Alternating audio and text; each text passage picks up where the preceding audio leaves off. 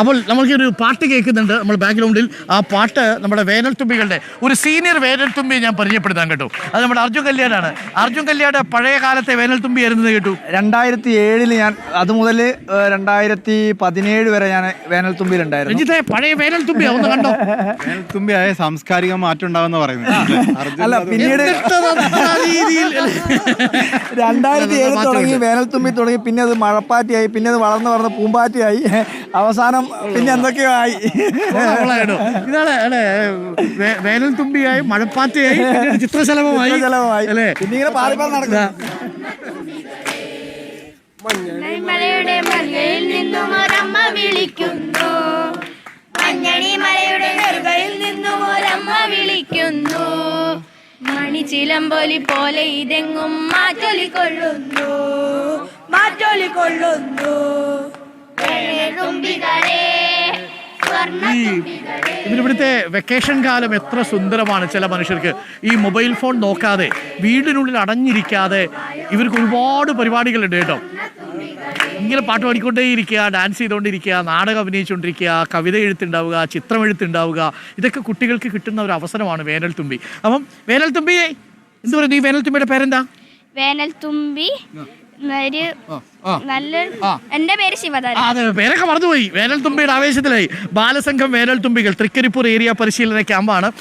പ്രേക്ഷകർക്കറിയാം, ബാലസംഘം എന്ന് പറയുന്ന CPM-ന്റെ നേതൃത്വത്തിൽ തന്നെയാണ് ഇവർ പ്രവർത്തിക്കുന്നത്. സാംസ്കാരിക വിദ്യാർത്ഥി സംഘടനയാണ്. പക്ഷേ ഇവർ ഒരുപാട് വെറൈറ്റി പരിപാടികൾ നടത്തുന്നുണ്ട്. എല്ലാ സംഘടനകളും അങ്ങനെ അത് ഏറ്റെടുത്ത് നടത്തണം എന്നാണ് എൻ്റെ അഭിപ്രായം. കാരണം ഈ അവധിക്കാലം കുട്ടികളെ കൂടുതൽ സക്രിയമാക്കി മാറ്റണം. അവരെ ഇങ്ങനെ മുറികളിൽ അടച്ചിടരുത്. എന്തൊക്കെയാണ് നിങ്ങളുടെ പരിപാടി? ആരാ ഇതിൻ്റെ ലീഡർ? എല്ലാവരും ലീഡേഴ്സാണ് അല്ലേ? അപ്പോൾ എന്താ പരിപാടി? നമുക്ക് ഇപ്പം 4 സംഗീത ശില്പമുണ്ട്. സംഗീത ശില്പോ? ആരാ എഴുതുക? ഡാൻസ് ഉണ്ടാവും അല്ലേ? ഏതൊക്കെ പാട്ടുകളാ? ഇത് മലയാളമാണ്, മലയാളത്തിന്റെ സുന്ദരമായത്. പിന്നെ സുന്ദരമായത് മലയാളത്തിന്റെ ഒരു പാട്ട്. മനസ്സിലായി. പിന്നെ കൊറേ പാട്ടുണ്ട്. ഇപ്പൊ പഠിച്ചു വരുന്നേ ഉള്ളൂ. ഇപ്പൊ തുടങ്ങി അല്ലേ? എത്ര ദിവസം ഉണ്ടാവും ഇത് പരിപാടി? ഇനി 2 ദിവസം കൂടിയുണ്ട്. അതായത് 23-ാം തീയതി വരെ അല്ലേ? 16-ാം തീയതി മുതൽ 23-ാം തീയതി വരെ. അപ്പൊ സംഗീത ശില്പം ഉണ്ട്. ഇത് കൂടാതെ വേറെ എന്താ പരിപാടി? സംഗീത ശില്പം ഇത് കഴിഞ്ഞിട്ട് പര്യടനമുണ്ട്. ഇനി പര്യടനമുണ്ട്. എവിടെ പര്യടനം?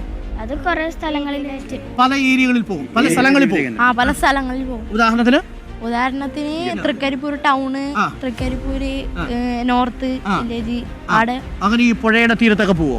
ഈ ഈ പറയുന്ന എന്താ പറയുന്ന ഒരുപാട് ചെടികളൊക്കെ ഉള്ള, കണ്ടൽ ചെടികളൊക്കെ ഉള്ള സ്ഥലത്ത് അങ്ങനെയൊക്കെ പോകും. അതൊക്കെ ഇഷ്ടമാണ്. ഇത് കൂടാതെ വേറെ എന്താ പരിപാടിയുള്ളത് വേനൽത്തുമ്പിക്ക്? വെക്കേഷൻ നാടകമുണ്ട്. നാടകം സ്ക്രിപ്റ്റ് ആയോ? ഏതാണ് നാടകത്തിന്റെ പേരെന്താ? 4 നാടകങ്ങളുണ്ട്. 4 നാടകങ്ങൾ. പേരുകൾ ഓർമ്മയുണ്ടോ? കെണി, തല്ലുകളി, പാവങ്ങൾ, ബത്തുട്ടിയ. അപ്പൊ നോക്കൂ, വേറെന്താ പരിപാടി? നാടകം, സംഗീത ശില്പം, പര്യടനം. പിന്നെ വേറെ എന്തെങ്കിലും പരിപാടി ഉണ്ടോ? പിന്നെ കവിത അങ്ങനെയൊക്കെ അതൊന്നുമില്ല. പിന്നെ ക്യാമ്പിൽ എല്ലാവരും ഹാപ്പിയാണോ? ആണല്ലേ? അപ്പൊ വേനൽത്തുമ്പികൾ എന്ന് പറയുന്ന ഒരു പരിപാടി കൂടിയുണ്ട്. ലഹരിക്കെതിരെയുള്ള നമ്മുടെ പോരാട്ടത്തിൽ ഇത്തരം ക്യാമ്പുകളിലെ ഈ കുട്ടികളുടെ ഈ വ്യത്യസ്തങ്ങളായുള്ള മേഖലകളിൽ അവരുടെ മനസ്സിനെ കൊണ്ടുപോകുമ്പോൾ കെട്ടുമ്പോൾ ഉണ്ടല്ലോ, അവരുടെ ഒരു ഉണർവാണ് യഥാർത്ഥത്തിൽ വേണ്ടത്. അതല്ലാതെ മനസ്സിങ്ങനെ പറന്നു പോകരുത് എന്നുള്ളതാണ്. അപ്പോൾ എല്ലാവിധ ആശംസകളും നേരുന്നു. ഇതിലൊരു കവിത ചൊല്ലുന്നത് മിടുക്കനാർ ആരെങ്കിലും ഉണ്ടോ? ഇതിനകത്ത് 2 വരി. ആ പരിശീലകൻ ആരാണ്? താങ്കളാണ് പരിശീലകൻ, വേനൽത്തുമ്പികളെ പരിശീലപ്പെടുത്തുന്നത് അല്ലേ? ഓക്കെ, 2 പേരും ഉണ്ട്, ചേട്ടനും ഉണ്ട്.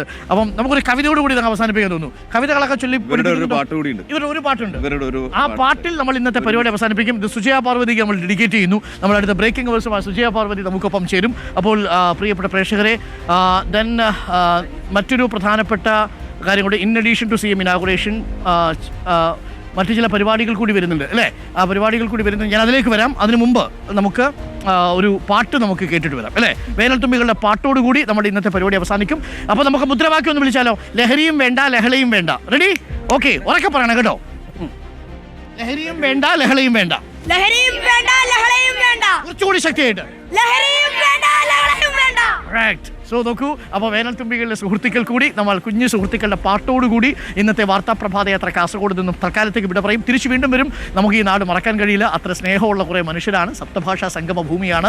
ഞാൻ പറയുക, കാസർഗോഡിനെ ഒറ്റ വാചകത്തിൽ വിശേഷിപ്പിക്കാൻ പറഞ്ഞാൽ പറയുക, നിറയെ തണൽ വിരിച്ച് നിൽക്കുന്ന മനുഷ്യരുള്ള നാടാണ് ഈ കാസർഗോഡ് എന്നുള്ളതാണ്. ഒഴുകുന്ന പുഴ പോലെയുള്ള നാട്. എത്രയെത്ര പുഴകൾ, എത്രയെത്ര മരങ്ങൾ, കണ്ടാലും കൊതി തീരാത്ത മനുഷ്യരും നാടുമുള്ള സ്ഥലമാണ് കാസർഗോഡ്. അപ്പോൾ നമുക്ക് ഈ വേനൽത്തുമ്പികളുടെ പാട്ടോടുകൂടി നമ്മൾ ബ്രേക്കിംഗ് അവേഴ്സിൽ കടക്കും. എല്ലാ പ്രേക്ഷകർക്കും ഒരു ശുഭദിനം ആശംസിക്കുന്നു. ശുഭദിനാവലി എല്ലാ പ്രേക്ഷകർക്കും ആശംസിച്ചുകൊണ്ട് നമ്മൾ വേനൽ തുമ്പികളുടെ പാട്ടിലേക്ക് കടക്കുന്നു. അതിനുശേഷം സുജിയ പാർവതി എത്തും ബ്രേക്കിംഗ് അവേഴ്സിൽ ചൂടേറിയ വാർത്തകളുമായി. Let's go.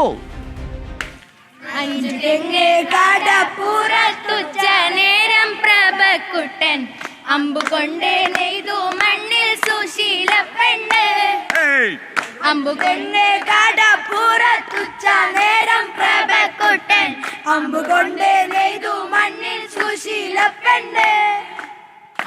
അടിപൊളി, super. All the best, have A good day.